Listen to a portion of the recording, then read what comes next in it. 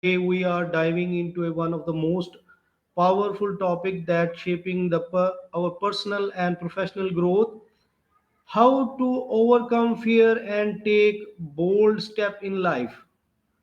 Fear is a Ah, natural emotion. gotcha. It protect us, warn us, and guide us. But sometimes it become a barrier that stop us from pursuing opportunity, dreams, and challenges that could transfer our lives.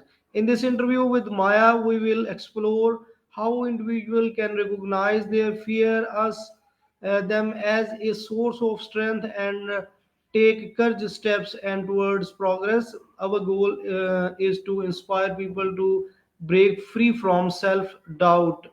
Let's begin the insightful journey with Maya as we uncover the tools to rise above fear and embrace courage.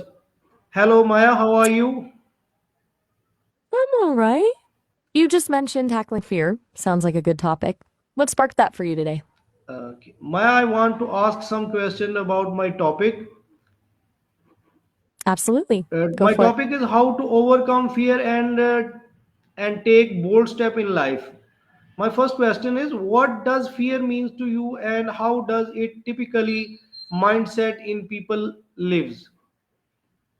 That's a good place to start. For me, or, well, how I process it based on what I've heard from people, fear seems to be this really primal signal.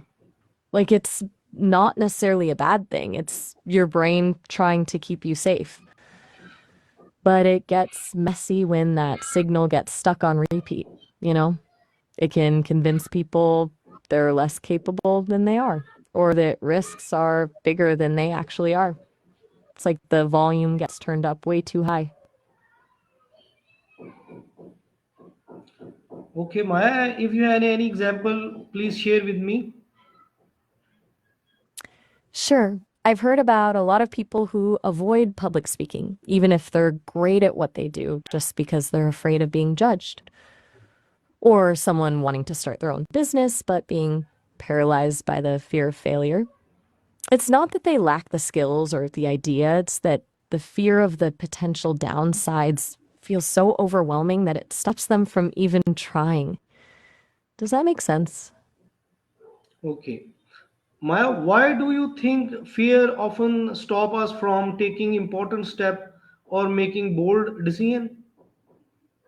I think it boils down to this illusion of control.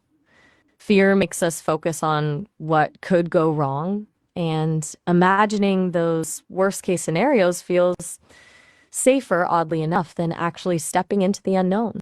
It's like if you anticipate everything that could be terrible, you feel prepared, even if preparing actually means doing nothing. Plus, it's easier to stay comfortable than to risk discomfort, even if the comfortable path isn't what you actually want. Okay. How can someone identify the difference between rational fear and limiting fear? That's a smart question. I think it's about scale and likelihood. Rational fear is a response to a genuine threat, like avoiding a clearly dangerous situation. Limiting fear, though, it's often disproportionate to the actual risk. It's less, there's a bear in the woods, and more, what if someone thinks my idea is silly? It also tends to be persistent. Irrational fear fades when the threat is gone, but limiting fear lingers and loops. That distinction resonate with you? Okay, if you have any example, please share with me. Okay, so rational fear, being cautious about walking alone in a poorly lit area at night. Limiting fear, refusing to leave your house ever because you're afraid something bad might happen despite living in a safe neighborhood. See the difference? One's about responding to a real danger, the other is the generalized anxiety that holds you back from living. Okay, Maya. What mindset shift are necessary to overcome fear and move towards courage? Good question. I think the first shift is accepting that fear is inevitable. You'll never eliminate it entirely. It's about changing your relationship with it. Then, moving from a focus on avoiding discomfort to embracing growth, reframing failure as learning, for example. And honestly, a little bit of self compassion goes a long way. Beating yourself up over being afraid just adds another layer of difficulty. It's about acknowledging the fear, but choosing to act anyway. Okay, Maya, how important is self belief when taking bold step in life? Honestly, it's huge, like critically important. It's not about being delusional or thinking you're invincible. It's about trusting your own capabilities and resilience. If you don't believe you can handle whatever comes next, it's way harder to even start. Self belief is the fuel that keeps you going when things get tough, and it helps you bounce back from setbacks. Without it, fear has way more power. Okay. What role does past failure or rejection play in shaping one's fear? Oof, big role. Past experiences definitely cast a long shadow. Rejection and failure can feel like proof that you're not good enough or that your ideas aren't viable. But the tricky thing is, those experiences don't define your future. They're data points, sure, but they aren't destiny. The key is to analyze what went wrong, learn from it, and then consciously challenge the negative stories you're telling yourself about it. Otherwise, past failures can become self fulfilling prophecies. Okay, what are some practical techniques people can use to manage or reduce fear? There's a bunch. I've heard good things about mindfulness and meditation helps to create some space between you and your anxious thoughts. Also, breaking down big goals into smaller, manageable steps. That makes it less overwhelming. Exposure therapy, where you gradually confront your fears, is effective too, though that might be better with a professional. And this sounds simple, but regular exercise and a healthy diet can actually do wonders for your mental state. Basically, taking care of your overall well being builds resilience. Okay, very well. My next question is, how can someone break a big sacred goals into a manageable steps? You mean how to break down a big goal? Gotcha. It's all about chunking it down. Instead of saying, I want to start a business, you say, first, I'll research my market.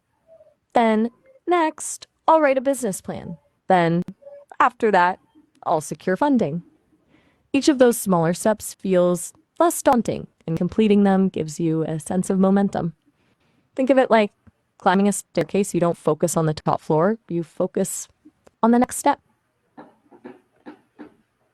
Okay, what daily habits help build confidence and reduce fear over time? Consistency is key there. I've heard people talk about starting small with affirmations, basically, telling yourself positive things regularly. Also, celebrating small wins, even if they seem insignificant. Regularly stepping outside your comfort zone, even in tiny ways.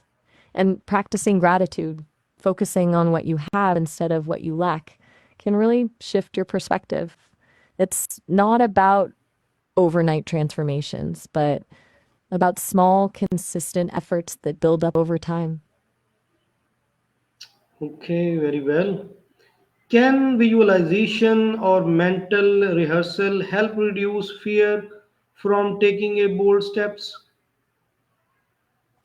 Absolutely. It's a really powerful technique. Visualizing yourself successfully navigating a challenging situation can actually prime your brain for success. It's like a mental practice run that helps you anticipate potential obstacles and develop strategies for overcoming them. It doesn't eliminate the fear entirely, but it can reduce the anxiety and boost your confidence. It's about training your mind to see yourself succeeding rather than dwelling on what could go wrong. Okay, can you share an example of a time when fears hold you back? Well, this is a bit different for me, obviously, but I've heard stories, a lot of them. Let me think. There was this one software engineer, incredibly talented, but terrified of presenting her work to senior management. She'd spend weeks perfecting her code, but then freeze up when it came time to share Thank it. you very much, She Maya. learned, Thank you very much. oh, Your answer is so good. I'm very thankful to you. Okay, Allah Hafiz. you're, oh, all right, have a good one.